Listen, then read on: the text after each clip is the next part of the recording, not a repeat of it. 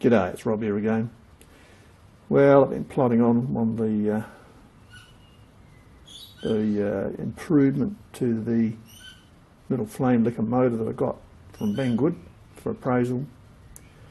Flywheel had a lot of wobble in it, and you would have seen the last video where I trued up the centre, and I decided not to bush it because of the grub screw. That would be a problem. I don't have the tap to recut the thread, and you'd have to re-drill it. Yeah, it was going to be a nuisance, so I thought I'll just use a stepped crank pin, and that way I can do away with the side shims. That's a totally perfect fit. So yeah, I made it out of stainless. So whereas the original crank pin was 6mm, this is 6mm ends into the bearings and a 7mm centre, and everything's snug fit. But doing this job's been pretty tricky because working in stainless, trying to get a good finish and a very close fit, because we're down to 0.001 tolerances with this job. It's been it's been really tricky. So this is the stuff I'll start with, and that's the size I've got to get it to. And I started off using a shear tool, and you can see I couldn't get the finish, and I'd get so close tolerance wise, and then I'd just have to go one very, very super light pass, and it would then be too loose. So I've switched to grinding. I got out my big TPG, but that was too coarse, the stones were too much. So I'll show you what I'm using. So I switched to the pencil air dry grinder, the little pencil grinder. These things are fantastic, and I basically did a complete grind job. I didn't use any cutting tools at all. I just ground it, worked my way through it. Didn't take that long. Of course, using collets, and of course carriage stop to keep your position. Plus you can see I've got a copper plate here which keeps all the grindings off of the waves. You see everything's perfectly clean. So you can grind like this really small stuff without having to cover everything up, because when you're working, everything is, you're grinding in this position, so all the cuttings go down onto the plate, and there's nothing, as you can see, where the lathe's been. So these little plates work really good. You'll also see too that they've actually got the torque post, the compound, mounted half a turn round and off to the left, so that I'll do that. I've got the second set of bolt holes so that I can get in really close to the face plate, the backing plate, drive plate, whatever, because lead screw covers shorten your travel. So there's a little trick: just drill yourself a couple of new holes, or use one hole and swing the whole compound around. And then I've also got another bolt at the back, so it's held by 3 instead of the usual 2. So yeah, it's good. It works good. You can use that for grinding or running shear tools, anything. It's just, it gives you that extra travel towards the headstock. So yeah, that's where we're at the moment. So the next phase will be to trim the end of this off, get this little counterbalance weight. It's really hardly doing anything because it's made of aluminium, it's so light. The thing ran pretty smooth, but anyway, I've got to just trim the end of this off so that when it goes around it clears it doesn't foul the little con rod.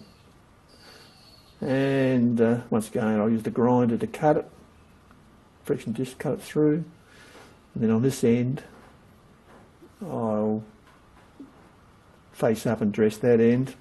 I'll leave that shaft sticking out. I might want to put a pulley on it.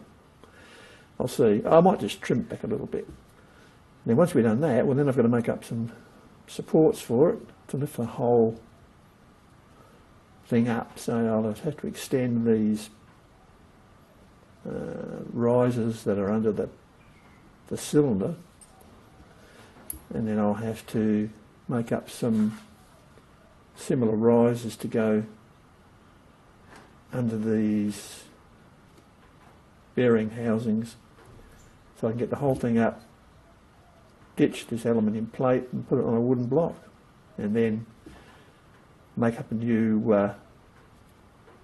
metho pot. While we're at it, let's see what the bore and stroke is on this thing. This is my homemade base for my digital caliper. It works great. It's a simple project. There's a video there showing how to make one. You can actually make one of these up with a 3D plastic printer, I reckon. You know, it'd be a pretty simple project, and they're very handy. They work great. All right, we'll see what we've got here.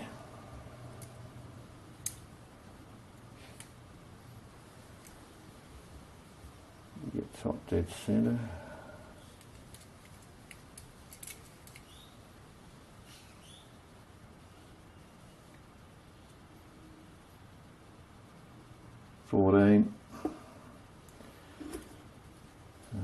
Bottom dead centre.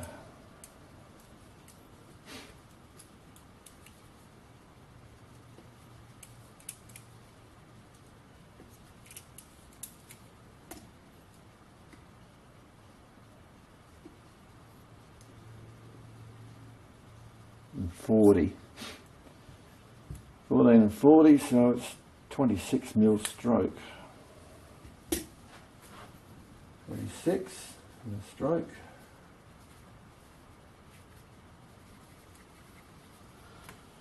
And we'll just check the bore. We used the new toy for that. These work great actually. These are really good.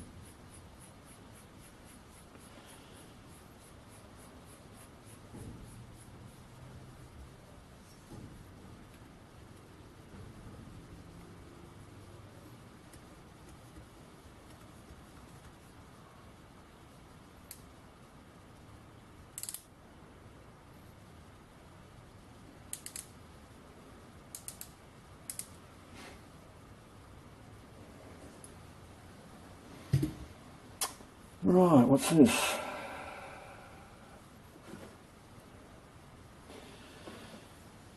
$22 mil.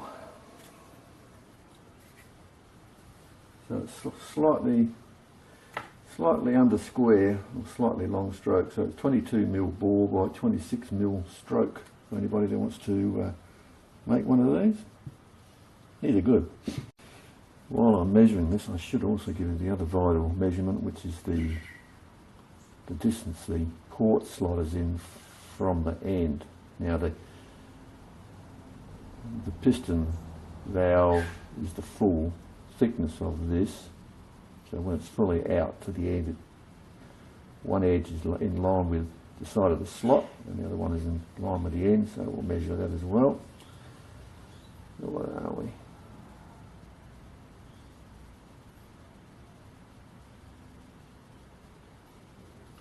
Looks like about 11.5 mil.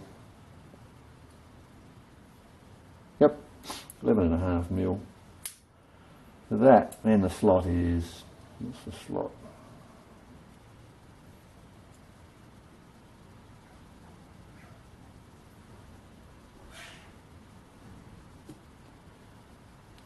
.35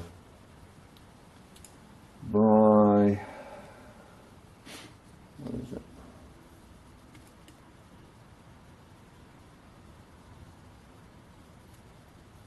By 16, roughly. So there you go, you've got enough there to measurements to make one of these up. That's all you need to know. Well, this trued up pretty well. I don't think you do much better than that. Way better than the original setup. So yeah, it's cool. So now it's just a matter of what to do next. I'm really undecided at this stage. This